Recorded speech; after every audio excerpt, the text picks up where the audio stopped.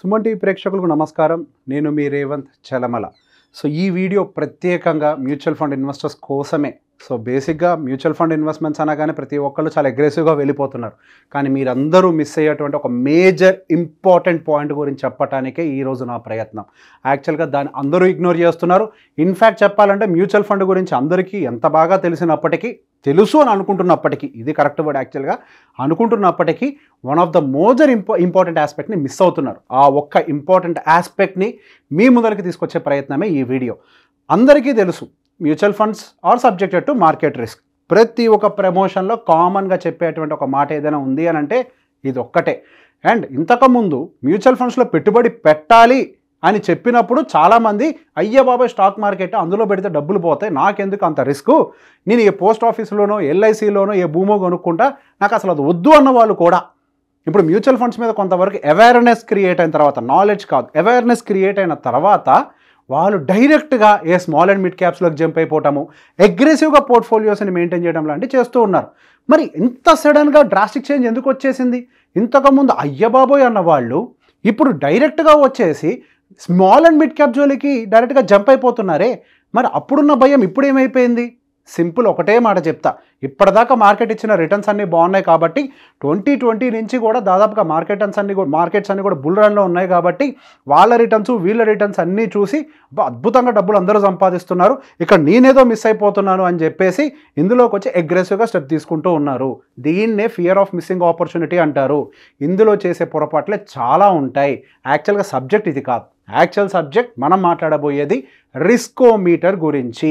అందరికీ mutual fund గురించి తెలుసు, రిస్కోమీటర్ గురించి ఎంతమందికి తెలుసు?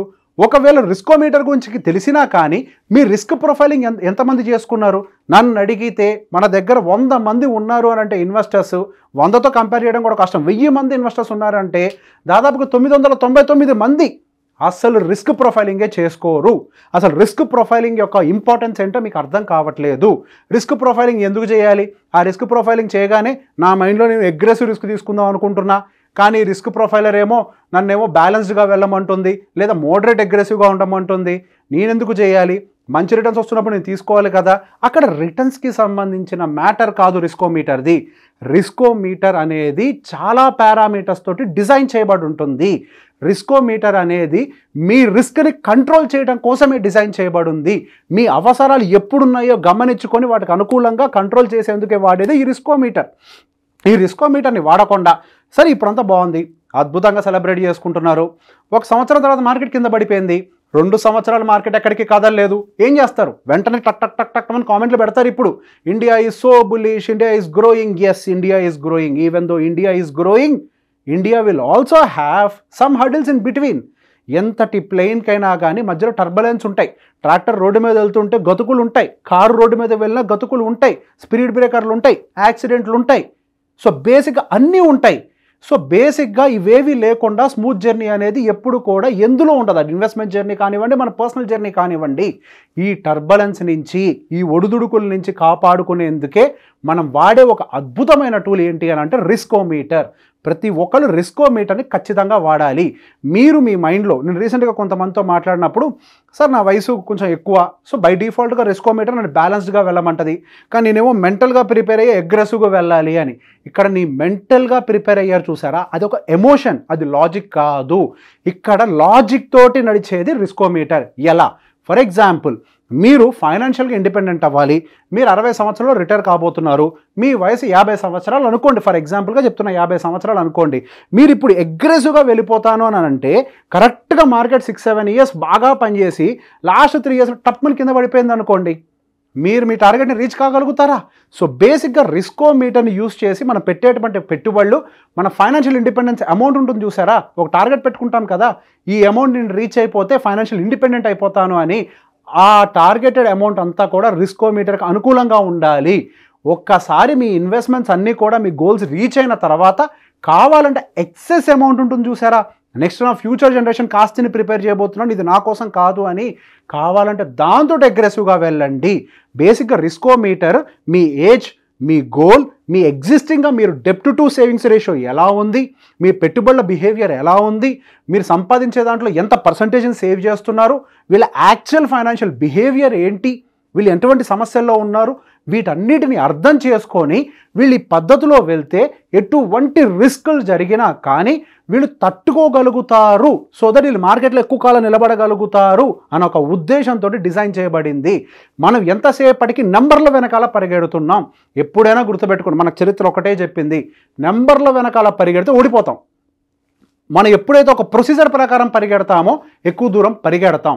ప్రొసీజర్ ప్రకారం వెళ్ళే ప్రయత్నం చేయాలి, కానీ మనకి 15 కావాలి, 18 కావాలి, 24% కావాలి. నేను ఏ క్లయింట్ తోటి మాట్లాడినా వాళ్ళందరూ ఎంతసేపటికి చెప్పే ఒకే ఒక మాట ఏంటి అని అంటే, సార్ నాకు 2% ఇంట్రెస్ట్ ఉండాలి పర్ మంత్ అంటారు, అంటే 24% కావాలి అంటారు. అసలు మీ రిస్క్ ఏంటి? ఇప్పటిదాకా అసలు మీ దగ్గర డెప్ట్ టు ఈక్విటీ రేషియో ఎంత ఉంది? డెప్ట్ టు ఈక్విటీ అనకూడదు, డెప్ట్ టు అసెట్ రేషియో ఎంత ఉంది? మీ ఇన్కమ్ వర్సెస్ సేవింగ్స్ రేషియో ఎంత ఉంది? మీ నీడ్స్ ఎప్పుడెప్పుడు ఉన్నాయి? ఎన్ని సంవత్సరాలకి మీ నీడ్స్ ఉన్నాయి? ఇప్పటికిప్పుడు ఏదన్నా జరిగితే మీరు తట్టుకొని నిలబడే అటువంటి సర్ప్లస్ క్యాష్ మీ దగ్గర ఉందా? ఇవేవి ఆలోచించకుండా డైరెక్ట్గా నెంబర్స్. సో దీన్ని అత్యాస అంటాము. ఎస్, మార్కెట్స్ మీరు ఏం చేయకపోయినా కానీ పెట్టుబడులు పెడితే రిటర్న్స్ ఇస్తాయి, దాని పని చేసుకుంటాయి. కానీ selecting A right thing is very important. అదే మనం ఒక భూమి కొనేటప్పుడు చాలా రీసెర్చ్ చేస్తామే.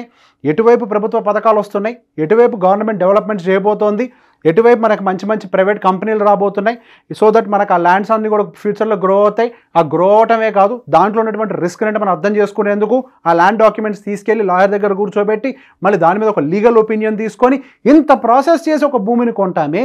మరి అదే మ్యూచువల్ ఫండ్ విషయంలోకి వచ్చేసరికి మాత్రం మనం పని చెయ్యము.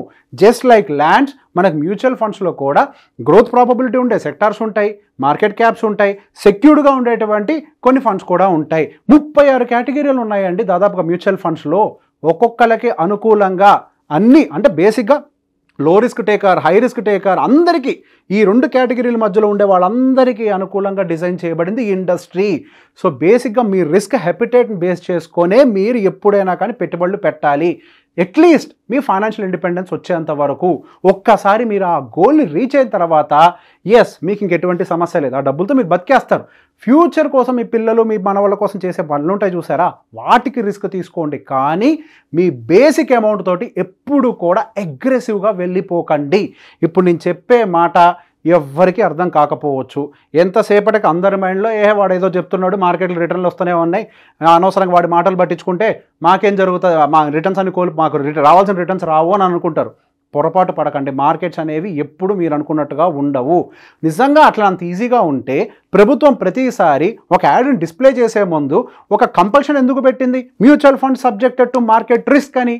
అంత క్లియర్గా ప్రభుత్వం మిమ్మల్ని హెచ్చరిస్తున్నప్పుడు హెచ్చరింపును పట్టించుకోకుండా, ఇప్పుడు ఫర్ ఎగ్జాంపుల్ బాగా తుఫాన్ వస్తుంది, రెడ్ ఫ్లాగ్ ఎగరేస్తారు సముద్రం ముందు, వాడేదో ఎగరేస్తాడు పిచ్చోడు, వాడితో నాకేంటి సంబంధం అని చెప్పి మన సముద్రం దగ్గరికి వెళ్ళామనుకోండి, ఇనిషియల్గా ఆహ్లాదకరంగానే ఉంటుంది, ఒక పెద్దలు వస్తుంది మొత్తం మింగి లోపలికి తీసుకొని వెళ్ళిపోద్ది.